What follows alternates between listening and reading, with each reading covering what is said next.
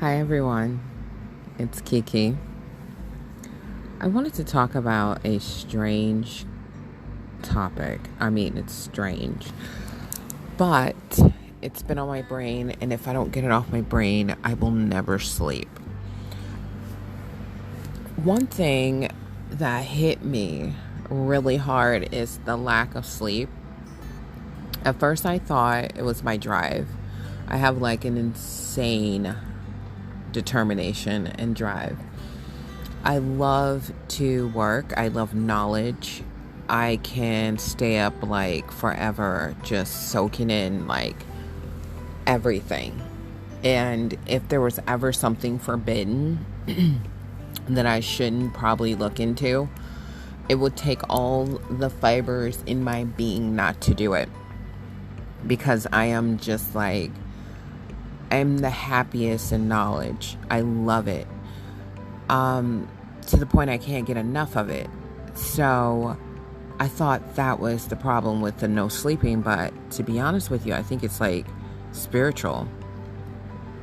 I think it has something to do with like, if you're on a journey, no matter if it's like the twin flame, spiritual awakening, anything you feel with your chakras or something you want to change about yourself on any level that may seem small, but it's very dramatic. I think it's contributing to it. I don't want to, with all this knowledge, ever pretend like I know everything. I've always said that. I just love the knowledge. I don't want to be some person like some guru or something. I would just want to be the person that can help pass it on to someone, and sometimes a lot of people don't want that information passed on. They're like, no. I get that too, because some people don't know how to handle information. Some people want to immediately cast it off or say it's not true, argue, debate. Oh no, I do not argue or debate facts. I rather just hang up, walk away, ignore you, whatever, than argue over it. It's just, if it's facts that you find, you're only bringing up what you find in the book. What is to argue? Honestly, I don't see the common sense or any type of logic to arguing that. If a person find it and it's in the book and they're just reading out the book, just go to the book yourself and then argue with the book, because that's how stupid it is to argue someone over what's in the book. Just look at the book and start fighting. I don't know. But my point is, I like that I get the knowledge, but I don't like the lack of sleep. And maybe it doesn't come from that. Maybe it could be like a health thing. And even if it's a health thing, I still think there's something spiritual connected to it. But I like the way everything is going right now in life. I feel a difference. A little bit of memory. Like the memory is a little weird all of a sudden, but I smoke a lot of pot, so that to me is normal. I don't want to be the person that, like I said, that want to be dishonest to people or to myself. I want to live my absolute authentic self, and if someone don't like it, oh well, then I guess you can walk away, get off my page, or don't talk to me. I'll be fine, you'll be fine too. Just don't argue. I don't get that. I really don't. With people, if I argue, it's over something that I feel is it could possibly hurt you because you're doing it to yourself. Or if I end up arguing, it's because someone played a mind game and just kind of invited me into that mind game, which sucks, because that's the one thing I hate with people is mind games. Drives me insane, because I don't understand why you choose to make it complicated with the communication with the person. And when you do that, to me, you're causing a problem. You're presenting something there that shouldn't be there. Or if it should be there, you do not have to wrestle your way through it. And it's pointless. Like, if you don't agree with something, just don't be around the person. And if you like the person enough, but you disagree with their views, then talk to them about it. Arguing or fighting or anything, to me, is like, you're just telling the person you want them to believe what you're believing. Or if you are telling them they're wrong, well, go find the truth yourself. Why argue with that person? That's pointless, because that person has the right to believe what they want to believe, even if they're wrong. That's how you can find some answers, to be honest with you, is when somebody is wrong. So taking these steps to cause pain in some way for that's just, I can't with people. So anyway, thinking about that, no sleep. And I actually do homeschool different from everyone. And I like it because I'm the type of person, I don't want to feel like I'm mimicking people. I want the hardcore, authentic me with my kids. Like, I study my kids, literally study them. Like, my daughter, for instance, I want every aspect of her personality. So I'm going into astrology. I'm going into the wisdom of, like, her background of being, I'll say, multicultural. I like every aspect of her personality. When she brings up something, it's almost as I'm writing notes about how she takes it. I like to understand who I'm talking to. I like to, if I'm gonna be around a person a long time, even if it's my own child, I feel more comfortable when I know them. And that's everyone, but I don't want you to be around me for a long period of time and I don't know you, or I don't understand you. I even did it with my own mom. My mom, the reason why I got into astrology is because me and my mom didn't get along, and I wanted to get along with her. So I kind of started looking into stuff slowly but surely. Then that's when I went back to that, because we were like cats, and that's a mother and daughter thing most of the time with most people. Not all the time, but I figured out that it was a lot of reasons there. A lot of people can't deal with their own version of themselves. Like, we can dish out things about ourselves, but we can't take it. And that's a learning experience, to be able to take what we are already doing to other people every day, and you got to be conscious of that. You got to take the time to think about how you appear to people. Like, I kept drawing guys that were like assholes that would talk just crazy to me, where I'm like, oh dude, no, I'm not that type of chick. I will fight. And I thought about that. I had to stop thinking like the barbarian that I want to be. I had to go, how am I projecting or deflecting or whatever I'm doing with my personality to bring that towards me? And I found out it was me. I was the asshole. A lot of people kept telling me, oh, the way you say things, I can't take it. But I didn't pay attention to that until it was done to me. The same thing with, like, I was snobby at one point. I didn't know that, because I'm like, I come from humble beginnings. But then like most people, you rise and fall throughout your life. And I guess when I fail at times, I fail thinking I'm still high in my mind. I still have my quality of taste. I still have my way of wanting to be, but that was to a standard where most people are like, yeah, you're not there. And that was their opinion. In my head, I'm like, I'm always there. I don't care what level I'm at. I'm always there. But that type of attitude make you selfish, to be honest. It made me highly selfish because I was always on the grind. I was always trying to get to a level of where I wanted to be in life, or I had to present myself a certain way to people. And I was always conscious of what I had and what I was going to get and what I wanted to do.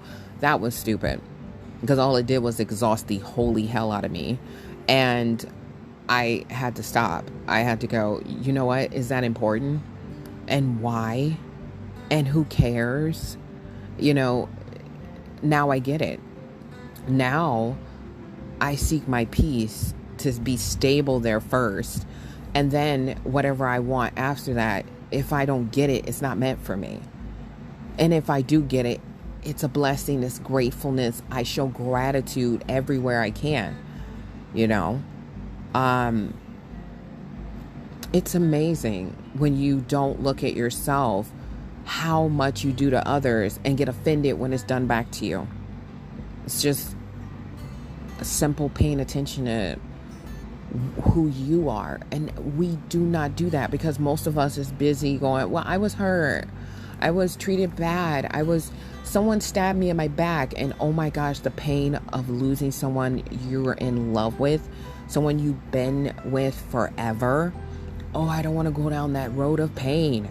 But yeah, when you lose someone, let's say death or divorce or betrayal, all three of those feel the same, at least for me. It just feels like your life has peeled apart, and it peels slowly.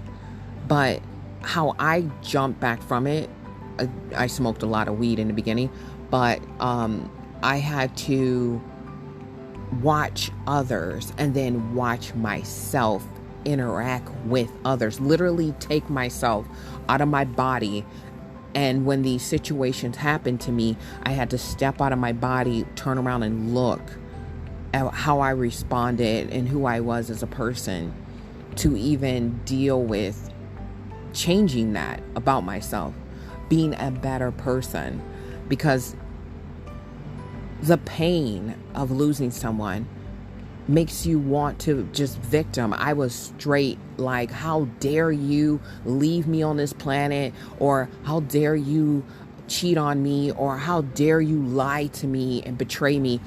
All those things made me feel like the victim when I played my 50% part in that, where if it happened, like if a death happened, I probably knew it was coming.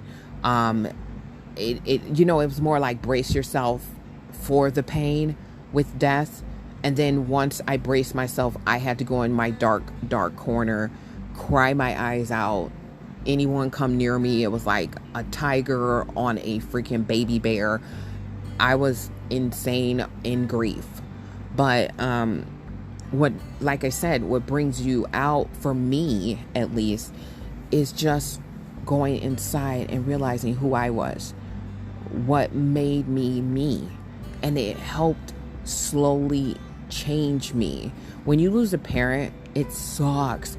But when I lost my sister, nothing compares. I have not felt that type of pain ever. And I, even with like my aunts, my stepdad, everyone that I lost, I still had pain there. I was like, oh my gosh, how in the world can this happen? What is wrong with the way I'm feeling right now? And then I had dreams, which was weird because I must have been talking to myself a lot, where dreams start coming to me and the people that I was grieving, it's like they were telling me it's okay. You know, out of all the time I think I needed my mom, she came to me when I felt like I didn't need her, you know, in my dreams. And I'm like, oh, why now? I needed you a long time ago. But she just came and she told me, you know, it's okay. Like, it's done. Move forward. You know, you're going to be okay. And I'll never forget how she was shocked.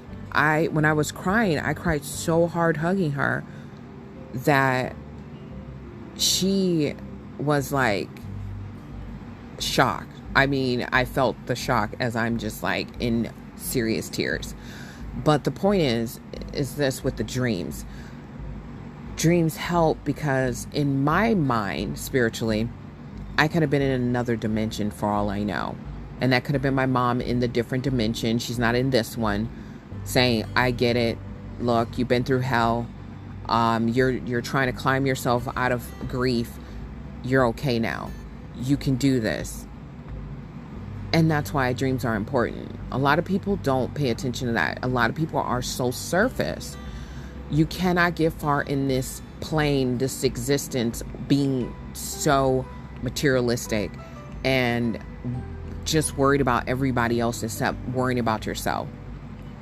And you probably can. I don't know. I haven't never been like royalty rich or anything like that where I can speak exactly on that, where somebody listening to this that's like seriously insanely wealthy would be like, oh yeah, that's bull. That's crazy crap. But I know I've been up and down and all around in material things. And yeah, it makes you content, but it doesn't make you happy. What made me happy was being in love. When I fell in love, oh my gosh, there's nothing like it. And whoever don't want it is lying. You're lying, because it is amazing. Being in love, you're floating. Money don't make you feel like that. Money make you feel like you're feeling yourself. Your ego's big. You think everybody want you. You're like, whatever, I got money. That's a whole new different feeling from love. Love, oh man. I said it one time when I was right in the meat and potatoes of it. And I loved how I said it. And I'm not trying to brag on something I said, but it was like, I was in the moment, and as I explained it to someone, they just kept going, that is the best way to describe it. But I can't remember what I said. But I would say it's like being very, very content with everything in existence and knowing you can do anything you want with I don't know how to describe that support. You have like this invisible support system that you just feel is there, and it pushes you to the top. It makes your life just amazing. So when I fell asleep at night, oh gosh, I fell asleep. I was dreaming. I was happy. I had the best dreams. When you're in love, man, you're sleeping great. But yeah, that's to me what I wanted to talk about with, about it. I ran my mouth again, and unfortunately I'm not high. So when I'm not high, I talk longer. It's better to be high. Well, thank you for listening. I'm Kiki.